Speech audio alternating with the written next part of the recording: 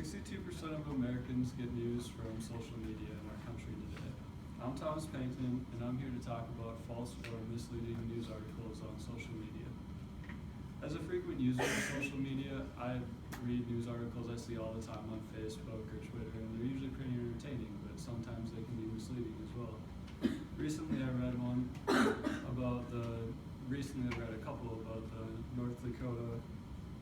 Dakota Access Pipeline. And they all talked about how there's peaceful protests going on and the cops were being overly aggressive.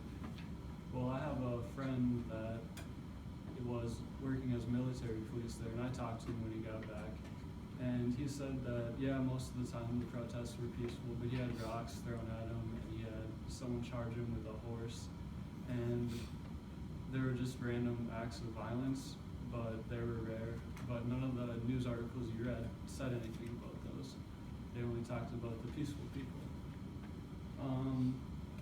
Another article I read recently was on Trump's inauguration, and while the article itself was basically true, the one thing that I found weird was the picture they had, and it talked about how there were more people at Obama's inauguration 8 years ago compared to his.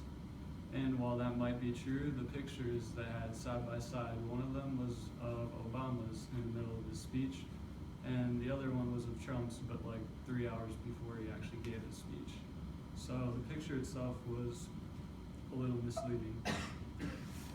Even though some news articles are misleading, you should still read them. It's good to get information, even on social media. Just take it with a grain of salt. They might not all be completely true. I talked about 2 articles I read recently and how I found them to be misleading.